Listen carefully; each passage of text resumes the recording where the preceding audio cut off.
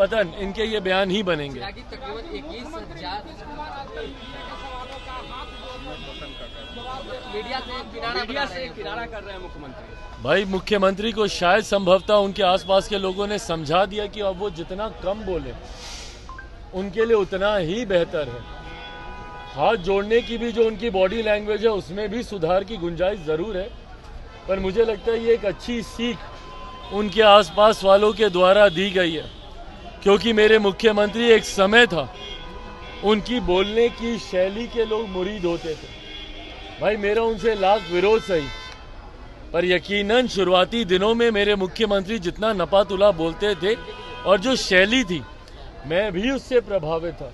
जिन मर्यादित शब्दों का मेरे मुख्यमंत्री इस्तेमाल करते थे, पर हाल फिलहाल के दिनों में भले वो जनता दरबार में स्वयं बैठकर बोलना हो कि भैया गृह मंत्री से बात कराएं, या विधानसभा में जिस तरीके से अश्लील शब्दों का उन्होंने उच्चारण किया, या जिस तरीके से पूर्व मुख्यमंत्री मांझी जी को जिस तरीके से अब शब्दों से उन्होंने अपमानित करने का काम किया, ऐसे में मेरे मुख्यमंत्री जितना कम बोले उतना बेहतर है। बट हाँ, उनकी बॉडी लैंग्वेज भी, जिस दिन आप लोगों को वो बिना कुछ बोले हुए प्रणाम कर रहे थे, और जो बॉडी लैंग्वेज थी, यही बॉडी लैंग्वेज कुछ दिनों पूर्व जब वो पूर्व मंत्री जी के घर पर उनकी पुण्यतिथि पर गए थे और उनके सुपुत्र जो इन्हीं के विभाग में, इन्हीं की कैबिनेट में अभी मंत्री हैं, पुष्पांजलि उस तस्वीर पे करने की बजाय, श्रद्धांजलि उस तस्वीर पे करने की बजाय जिस तरीके से अपने ही मंत्री के ऊपर ये पुष्प वर्षा कर आए, तो इनकी बॉडी लैंग्वेज भी अब जितनी सीमित कर दी जाए।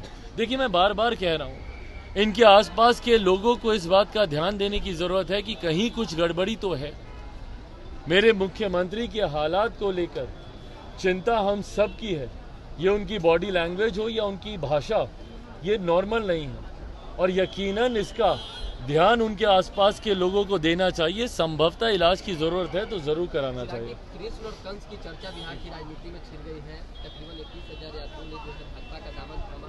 इसके बाद लालू प्रसाद यादव का बयान आया है कि कुछ लोग आरजेडी को यानी यादव समाज को जो है तोड़ने की कोशिश में लगे। भाई जिस तरीके से एक जाति विशेष को अपनी जायदाद समझने की सोच लंबे समय से बिहार के एक राजनीतिक परिवार की रही है, सवाल ये उठता है कि वो परिवार एक लंबे समय से बिहार की सत्ता में भी रहा और आज की भी तारीख में गठबंधन में है वो परिवार। ऐसे में जिस यादव जाति को, यदुवंशियों को जिस तरीके से वो अपनी जायदाद समझते हैं, उनके लिए आज तक किया क्या गया? क्या उस परिवार को, क्या उस समाज को पूरी तरीके से हाशिए से निकालने में ये परिवार कामयाब रहा?